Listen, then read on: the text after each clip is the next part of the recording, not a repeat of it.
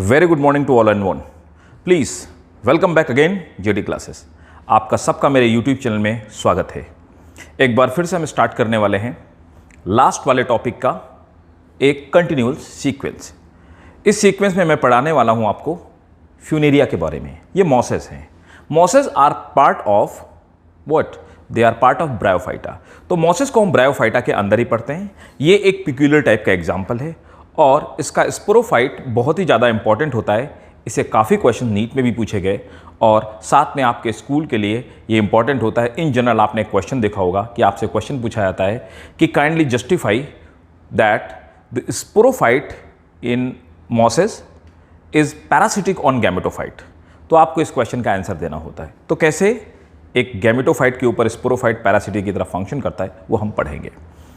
इससे पहले as usual मेरी एक रिक्वेस्ट, अगर आपको मेरे वीडियो इन्फॉर्मेटिव लगे हों, अगर आप मेरे वीडियो में नए आए हों तो प्लीज़ सबसे पहले नीचे जाइए, सब्सक्राइब कीजिए, बेल आइकन को दबाइए ताकि जब भी मैं नए टॉपिक में कोई वीडियो अपलोड करूं तो आपकी नीट की प्रिपरेशन में वो हेल्प कर पाए, या फिर अगर आपके घर में कोई बच्चा प्रिपरेशन करता है या कोई आपका फ्रेंड प्रिपरेशन करता है आप उसके साथ इसको शेयर कीजिए।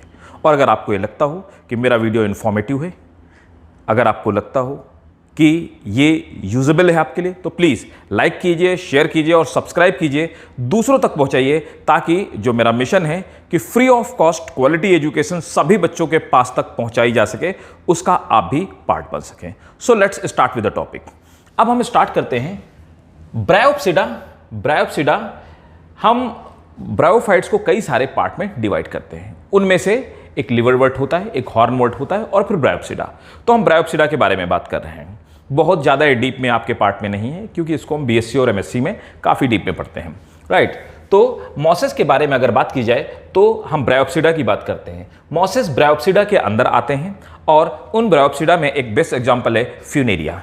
इनकी खास बात क्या होती है? अभी तक हमने देखा कि ब्रायोफाइटा में जो बॉडी होती है वो थैलस लाइक बॉडी होती है। थैलस लाइक बॉडी वो होती है जिसमें आप रूट, स्टेम और शूट को अच्छी तरह से डिफाइन नहीं कर पाते, उनको हम थैलस लाइक बॉडी कहते हैं। लेकिन यहाँ पे टिश्यू लाइक स्ट्रक्चर का डेवलपमेंट हो चुका होता है। इनकी खास अगर बात की जाए तो जो हमारे जो मॉसेस होते हैं, मॉसेस की जो इनिशियल स्टेज होती है, उस इनिशियल स्टेज को हम लोग देखते हैं तो वो हमारे थैलस लाइक बॉडी जैसा स्ट्रक्चर दिखाई देता है। इनकी खास बात यह है कि इनकी जुवेनाइल स्टेज जो होती है, जुवेनाइल स्टेज, जुवेनाइल स्टेज की अगर बात की जाए, जुवेनाइल स्टेज का मतलब होता है नॉन रिप्रोडक्टिव स्टेज, मतलब जब तक ये रिप्रोडक्शन के लिए मैच्योर नहीं हो पाते। इनको हम प्रोटोनिमा कहते हैं। तो जुवेनाइल स्टेज को प्रोटोनिमा के नाम से जाना जाता है। इसके बाद जब ये रिप्रोडक्टिव स्टेज में आते हैं तो आप देखते हैं इनमें दो तरह के बॉडीज़ का फॉर्मेशन होता है। एक ही प्लांट के अंदर दो तरह की अलग अलग सेक्सुअल बॉडीज़ का फॉर्मेशन हो रहा है। एक यहाँ पर मेल रिसेप्टिकल का फॉर्मेशन हो रहा है, दूसरा यहाँ पर फीमेल रिसेप्टिकल का फॉर्मेशन हो रहा है। दोनों ही अलग अलग ब्रांचेस में डिवाइड हो गई हैं।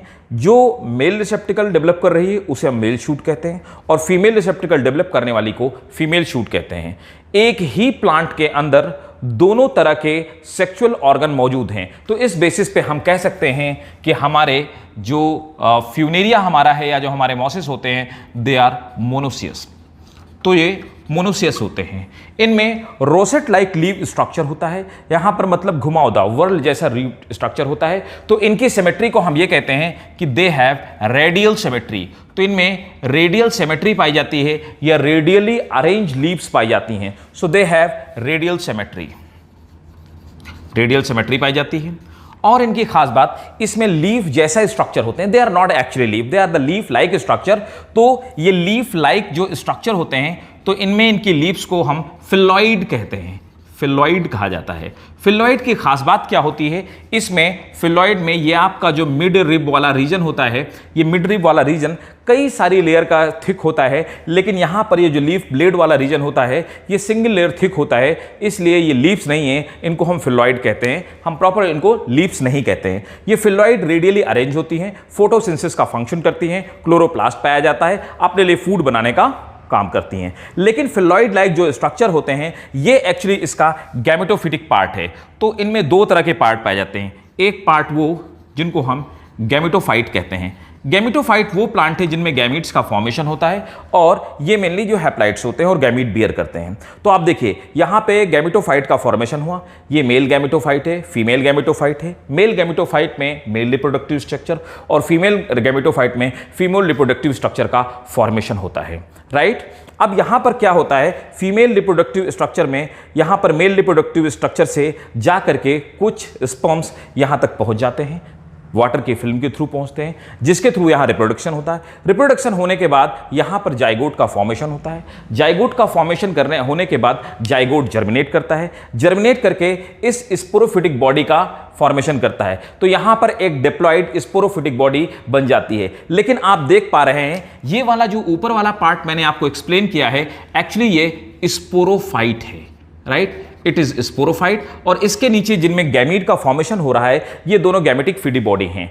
गैमेटोफिटिक बॉडी में स्पोरोफिटिक बॉडी का फॉर्मेशन हो रहा है। आप स्पोरोफाइट में देख पा रहे हैं यहां पर किसी लीफ जैसे स्ट्रक्चर का फॉर्मेशन नहीं होता है, जिसकी वजह से फोटोसिंथेसिस नहीं कर सकते हैं। अब फोटोसिंथेसिस अगर नहीं कर सकता है तो इसको न्यूट्रिशन कौन देता है?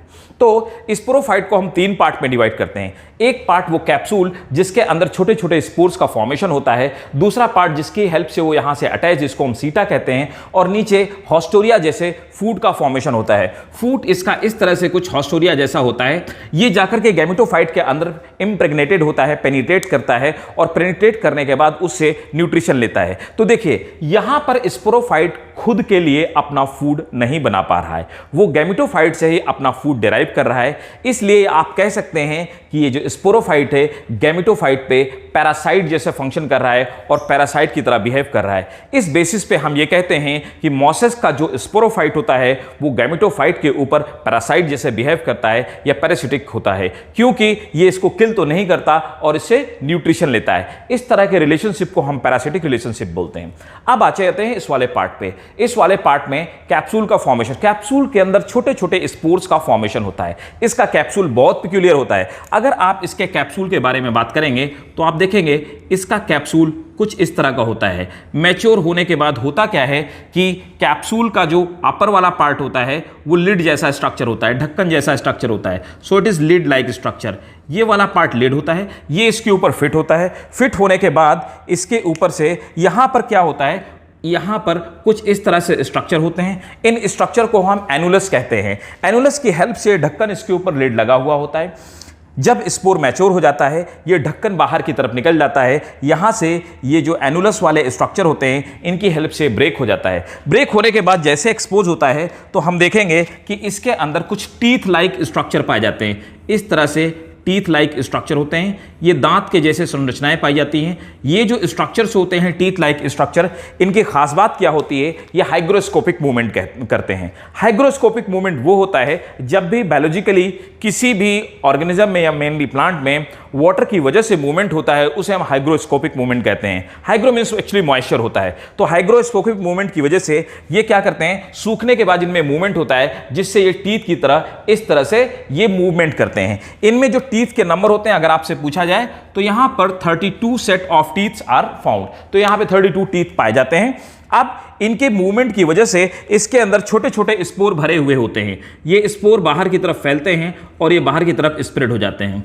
स्पोर्स की अगर मैं खास बात करूं तो स्पोर बाहर स्प्रेड होते हैं और हवा में इस तरह से फैल जाते हैं। इसके स्पोर की सबसे खास बात है, प्लीज आप इसको नोट करके रखिएगा, इसके स्पोर्स ऐसे होते हैं जिनके अंदर क्या पाया जाता है, क्लोरोप्लास्ट पाया जाता है। तो क्लोरोप्लास्ट की वजह से फोटोसिंथेसिस कर सकते हैं। दूसरी खास बात होती है ये स्पोर गिरते ही जर्मिनेट हो जाते हैं। जर्मिनेट होकर के फिर से गैमेटोफाइट का फॉर्मेशन करते हैं और इस तरह से इनकी लाइफ साइकिल चलती रहती है। तो ये हमारी पिक्युलरिटी थी मॉसेस के बारे में। इनके अंदर वाटर एब्जॉर्ब करने की कैपेसिटी काफ़ी पाई जाती है, इसीलिए ये स्ट्रक्चर्स किसी भी जगह पे ऐसी जगह पे सर्वाइव करते हैं जहाँ पर मॉइस्चर ज़्यादा होती है। और ऑब्वियसली हम पहले ही डिस्कस कर चुके हैं कि यहाँ पर ऐसे वो स्ट्रक्चर्स हैं जो स्ट्रक्चर सिर्फ नमी वाली जगह पे, मतलब मॉइस्चर वाली जगह पे उगते हैं। ये ब्रायोफाइटा की खास बात थी, इसीलिए हमने इनको एम्फीबियन से कंपेयर किया हुआ था। तो एक और आखिरी खास बात, यहाँ पर ये जो मेल रिसेप्टिकल के चारों तरफ ये गुच्छे में लीव्स है या लीव्स का जो वर्ल है, इन लीव्स को हम, ये जो रोसेट शेप लीव्स है, इनको हम पेरीगोनियल लीव्स कहते हैं। We call them perigonial leaves. So perigonial leaves are actually those leaves which actually surround this male receptacle, और फीमेल रिसेप्टिकल को सराउंड करने वाली जो लीव्स हैं इन्हें हम पेरिकेशियल लीव्स कहते हैं। We call them perichaetial leaves, तो पेरिकेशियल लीव्स कहते हैं। So this was all about the life cycle, this was all about the general information regarding the Bryopsida और मॉसेस। तो ये हमारा कंप्लीट डिस्क्रिप्शन था मॉसेस के बारे में। मेनली इसका एग्जांपल जो हमने लिया फ्यूनेरिया, फ्यूनेरिया एक मॉसेस का एग्जांपल था, राइट, जिसकी हेल्प से हमने इसको डिस्कस किया। So thank you guys watching for our channel. सो अगर आपको मेरा वीडियो इंफॉर्मेटिव लगा हो, अगर आपको ये अच्छा लगा हो, तो प्लीज़ एक बार फिर से लाइक कीजिए, शेयर कीजिए और सब्सक्राइब कीजिए, ताकि एजुकेशन उन लोगों के पास तक पहुंच पाए who are deprived from quality education. Thank you ladies and gentleman.